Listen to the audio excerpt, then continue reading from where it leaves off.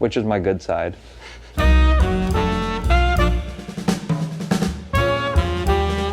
Welcome back to another round of Field Guide. Today we're going to be talking about the broad range of roughout leather service shoes used during World War II by the U.S. military. We're going to do things a little differently. I'm going to be joined in conversation with Graeme here. You're our audience surrogate. So like everybody who's leaving questions in the comments, which there are a lot, some positive.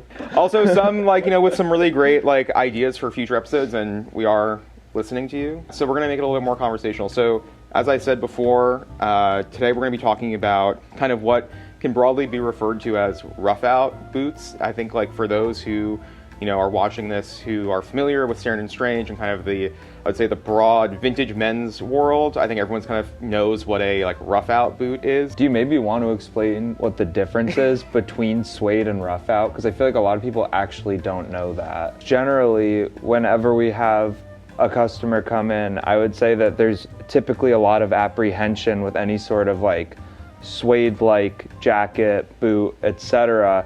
It's important to understand the difference between the two of them, because with something like a roughout leather, essentially what's happening is you're just taking the grain side and turning it inside out so that you get what is technically the suede, but you have the entire leather just inside out, whereas a proper suede is going to be that grain actually split and sliced so that you just get that sort of felty side of the leather. And then that's what suede is when it's just the slice of that. When you take that slice, it makes it way more delicate and way more prone to water damage, dirt damage, anything like that. Whereas a roughout, when you just take the hide and make it inside out, that's what a cowboy would have on their roper boots or whatever, and that's incredibly weather resilient, and that's the sort of suede patina that people really like seeing on old pairs of Red Wing boots or Picos and stuff like that. And so yeah, that's what you're seeing here on the service boot. Why is the Army or the military broadly choosing to go with a roughout leather versus say a grain out leather, right? This is actually kind of an interesting thing that basically from the introduction of military boots in the US, it's kind of a back and forth swing between grain out and roughout leathers. You see in times of peace, so during the interwar period from the 1920s through the early 1940s, it's always a leather grain out russet. So and you can kind of see how that would make sense of it's a boot that can be polished and can be kind of dressed up very easily, as opposed to kind of the more rough and rugged roughout. By U.S. involvement in World War II, the U.S. Quartermaster Corps is aware of the deficiencies in the Type 1 and the Type 2 service boot. So what that is kind of your classic kind of similar shape to this, right? With kind of lace up. It has a cap toe and it's made from a russet leather. Biggest deficiencies in that is that they basically take forever to break in. And also, once they are broken in, they start to disintegrate pretty fast. If you're not polishing and maintaining them in the field, which, again, for a combat shoe, it's not really possible, they start to fall apart. Interestingly enough, the place where they did a lot of the research in that was in the late 1930s, early 1940s with the Civilian Conservation Corps, which was a New Deal program that brought a lot of young men basically into Forest Service work. And they were issued with a lot of military surplus, including Type 1 service shoes. They basically did a lot of the legwork in figuring out what was wrong with these shoes. So for example, with the Type 1, it's a leather bottom sole, not a rubber bottom sole. So, it's kind of oh yeah, that's not really great for hiking around the woods. How these were referred to in the time was reverse uppers. He just said it's just inside out, the reverse upper. Yeah. Basically, you have the Type 1 and the Type 2 service shoe, which again is the grain out.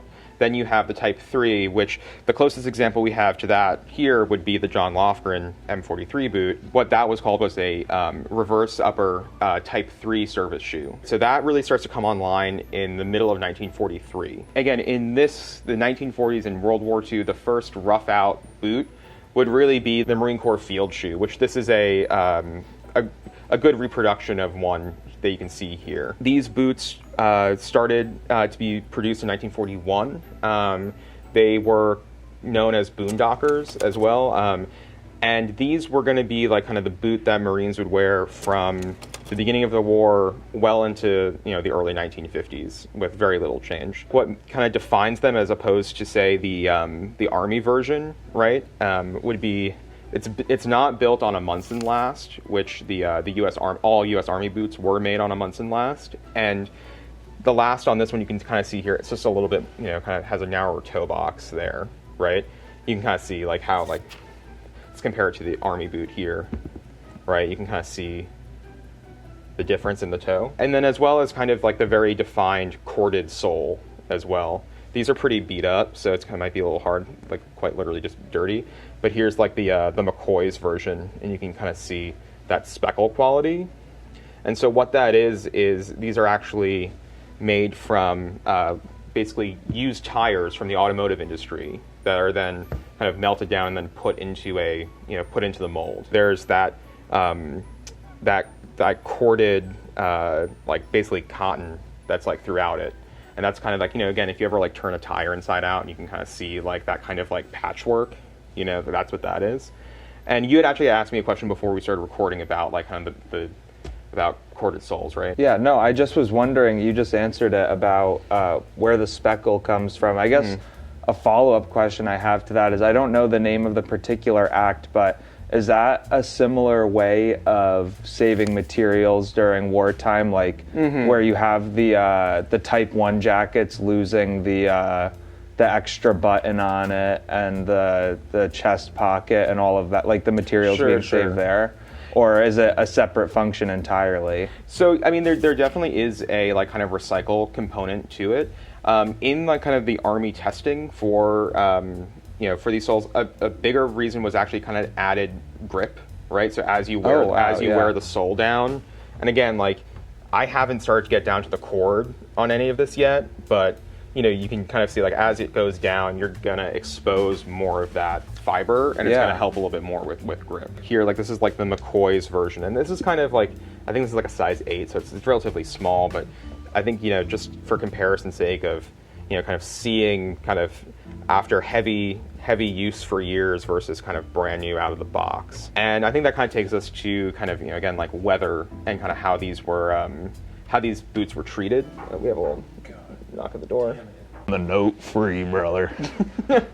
These are a brand new pair of boots. The leather has not been touched with anything. No conditioning. They're still like rather blonde. They haven't started to like bleach out either. And then kind of next to my field worn pair here, which like, you know, I think you had said like you didn't even realize that these are the same boot as far. It looks like it's grain out as opposed to rough out because they're just conditioned to a point that there's almost grain showing through it. Yeah. So basically, like, you know, what the military realized was, you know, with these rough out boots is, you know, they're not rainproof obviously at all. They're going to let in a lot of moisture. So boots were issued with like a small can of like what's called like dubbing, right, or kind of a like a wax based like goop that you rub into the rough out and start to like, you know, condition with, and, you know, kind of you would recondition them over and over again. Towards the end of the war, they started to like apply the conditioner to the boot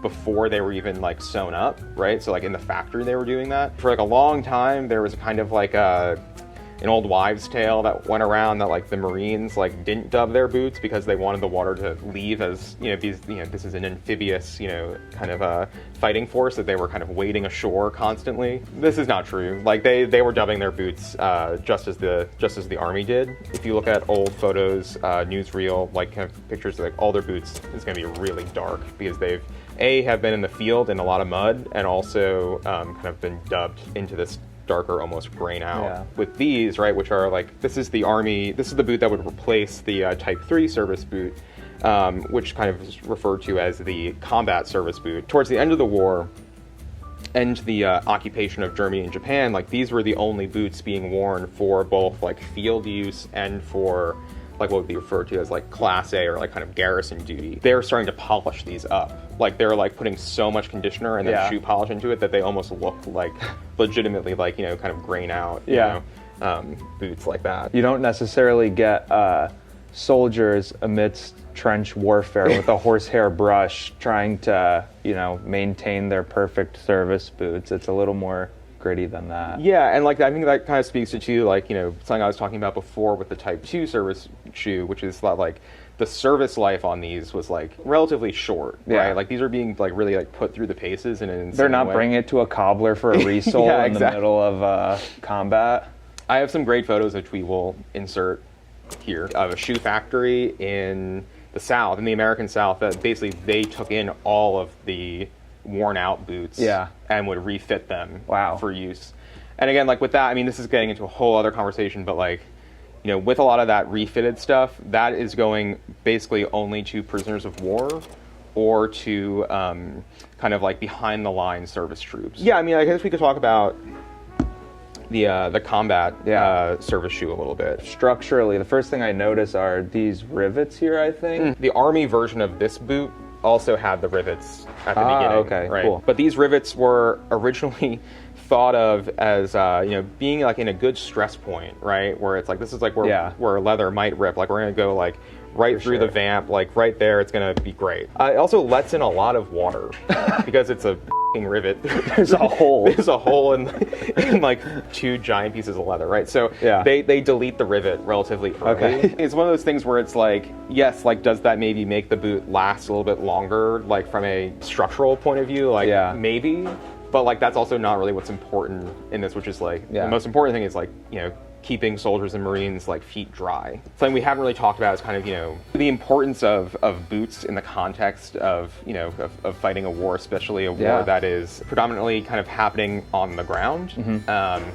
And like, you know, the second your feet go, kind of everything else goes, right? Like, you know, if a soldier can't walk, he can't fight. You know, making sure that the boots could do their job of really protecting the feet. Not to be confused with like protecting against, you know, bullets. Yeah, like shrapnel bullets, but like really just like protecting from the elements, right? So that becomes like something called like trench foot. Right, and then you're not going to get that in a Lofgren necessarily.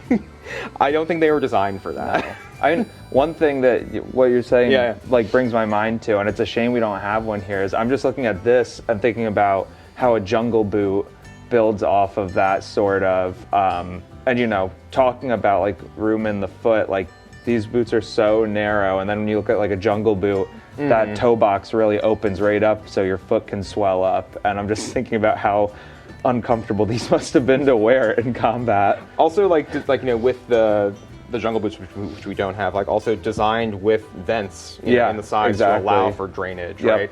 Kind of like a tacit understanding that like your feet are gonna get wet. Some real swamp monsters. Yeah, we can't actually stop that. So how are we gonna make that like a little bit better? With the combat, you know, service boot, right? Like we have this like added leather cuff here, which was really designed to something again we haven't really talked about is, you know, these are not being worn alone, right? So it's not just like you're not wearing these with socks and then having your trousers kind of come, you know, over them. You're wearing them with like something called like leggings, right? Which were like these canvas gaiters that would lace on the side and were meant to both, you know, give you ankle support, but also to keep like debris and rocks out from the top of your shoe.